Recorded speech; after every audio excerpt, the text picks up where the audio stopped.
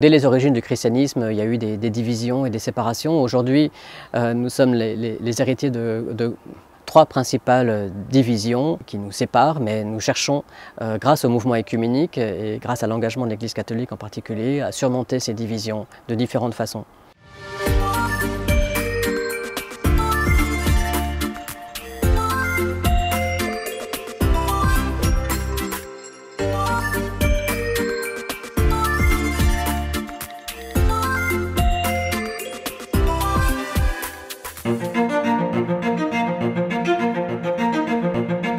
Alors la première division, c'est celle qui a eu lieu autour des questions christologiques, autour des conciles d'Éphèse, de Chalcédoine, et qui ont suscité ces conciles, des controverses et qui ont amené à la première séparation dans le monde chrétien entre les églises qu'on appelle chalcédoniennes, celles qui reconnaissent le concile de Chalcédoine, et les églises qui ont refusé ce concile de Chalcédoine qu'on appelait avant monophysites, à tort, qu'on appelle maintenant les églises orthodoxes orientales. Donc ces églises, ce sont les églises de tradition copte, syriaque, arménienne, qui n'étaient pas de tradition ni byzantine ni latine et qui ne se sont pas reconnues de le langage qui était utilisé par le concile de Chalcédoine, donc le 4e concile œcuménique pour définir le grand mystère de la foi en Christ. Ensuite, la deuxième grande division, c'est celle qui a eu lieu entre les Grecs et les Latins, donc deux églises chalcédoniennes, mais qui se sont divisées essentiellement sur des questions ecclésiologiques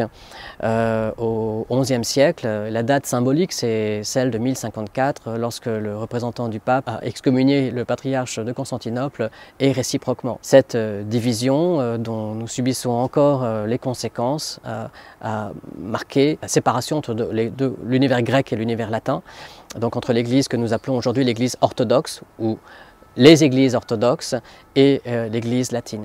Enfin, la troisième grande division, à l'époque de la Réforme, ou des Réformes plus précisément, autour du XVe, XVIe siècle, et qui a marqué aussi une séparation profonde dans le monde chrétien occidental entre l'Église catholique et les églises issues de la Réforme, qu'elles soient de tradition luthérienne ou réformée. Toutes ces grandes divisions doivent être abordées de façon différente. On ne peut pas parler de tout avec tout le monde, parce qu'avec la première, les chrétiens qui se sont séparés au IVe siècle, la différence était d'ordre christologique.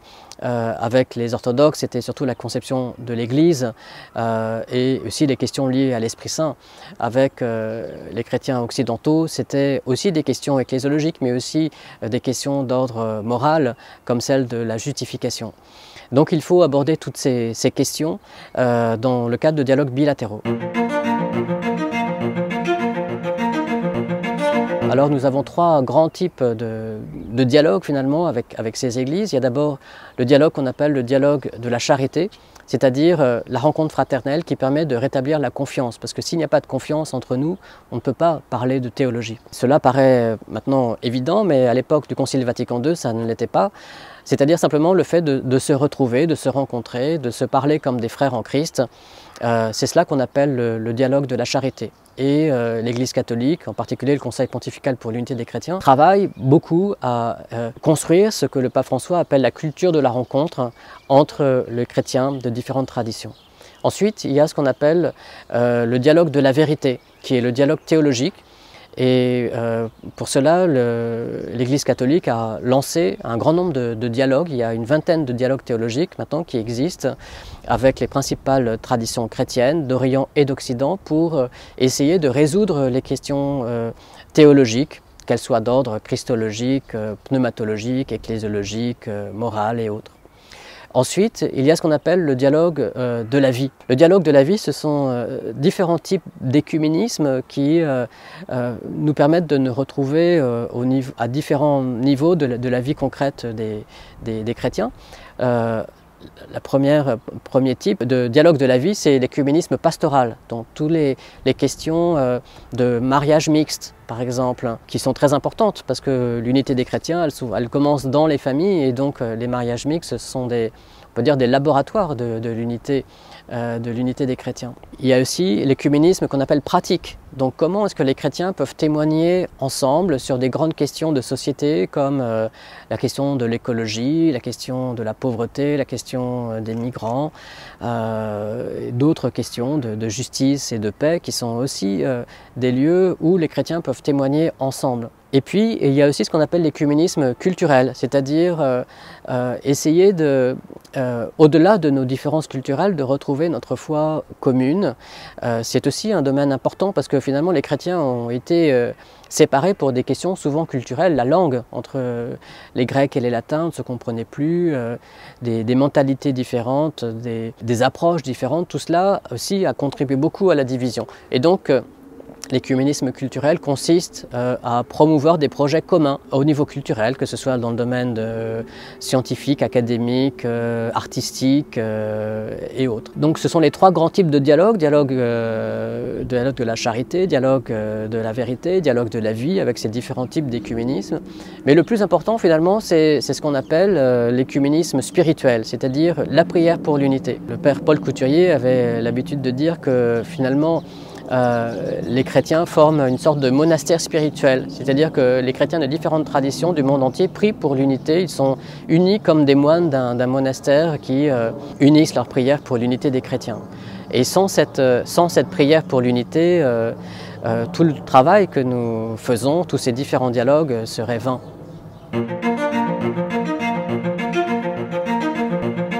Certains entrevoient une unité comme une simple réconciliation des divergences, mais sans aller finalement au fond des problèmes qui nous séparent.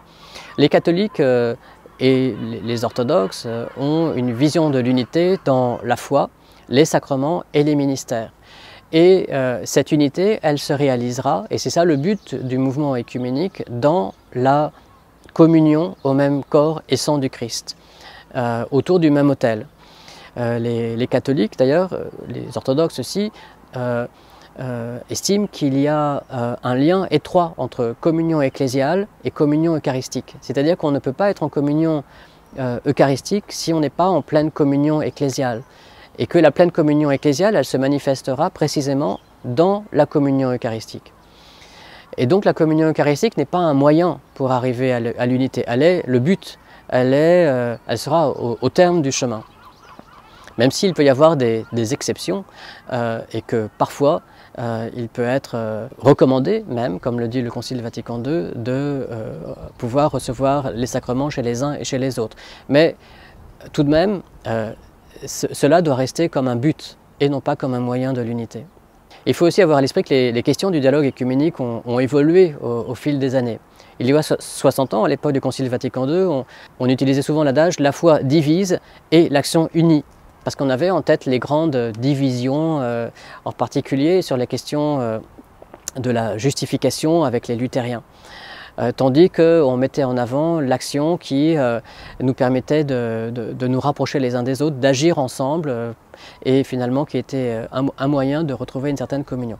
Aujourd'hui, on dirait presque l'inverse, que la foi unie, mais l'action divise. Pourquoi? Parce que grâce au dialogue théologique, nous avons, depuis le Concile Vatican II, pu nous mettre d'accord sur un grand nombre de questions et un des accords les plus significatifs, ça a été, de ce point de vue, l'accord sur la doctrine de la justification entre l'Église catholique et la Fédération luthérienne mondiale, qui a été signé en 1999. Mais on se rend compte qu'on n'est pas d'accord sur un grand nombre de questions éthiques et donc des questions pratiques, en particulier sur les questions d'éthique familiale ou sexuelle.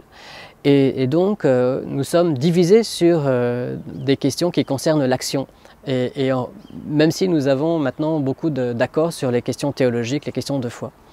Donc c'est une question aussi importante aujourd'hui qui doit nous occuper dans le dialogue écuménique avec les communautés issues de la Réforme.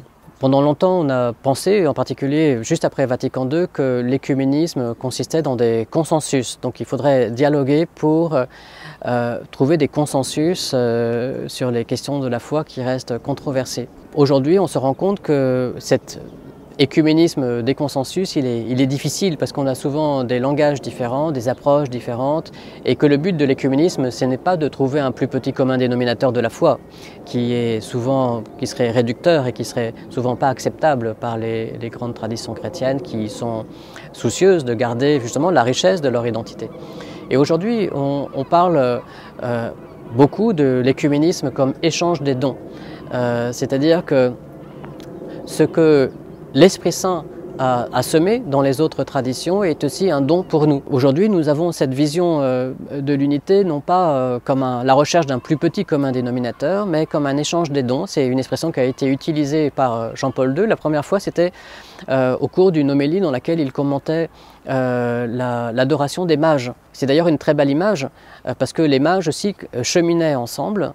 Donc c'est l'image du mouvement écuménique comme d'un chemin commun, et ils ont adoré le Christ ensemble. Ça montre aussi que l'écuménisme se fonde avant tout sur l'écuménisme spirituel, et puis ils ont ouvert leurs trésors et ils ont pu voir les dons qu'ils avaient les uns les autres, qu'ils voulaient offrir au Christ, mais aussi ils ont pu voir, c'était une découverte aussi mutuelle pour eux.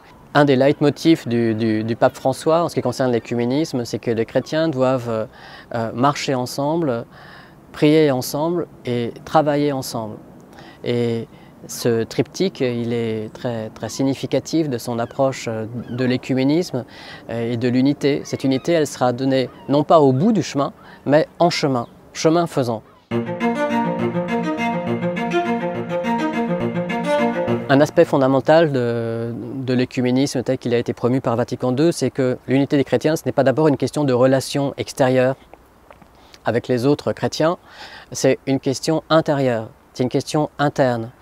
Le décret Unitatis Redintegratio du Concile Vatican II sur l'écuménisme ne demande rien aux autres chrétiens, mais il demande tout aux catholiques. Qu'est-ce qu'il demande aux catholiques? C'est de réformer tout ce qui, au sein même de l'Église catholique, fait obstacle à l'unité des chrétiens, et aussi de convertir leur cœur. Et cela est très important, parce que ça veut dire que l'écuménisme commence à la maison. C'est un travail que nous devons faire chez nous d'abord, avant même d'entrer en dialogue avec les autres.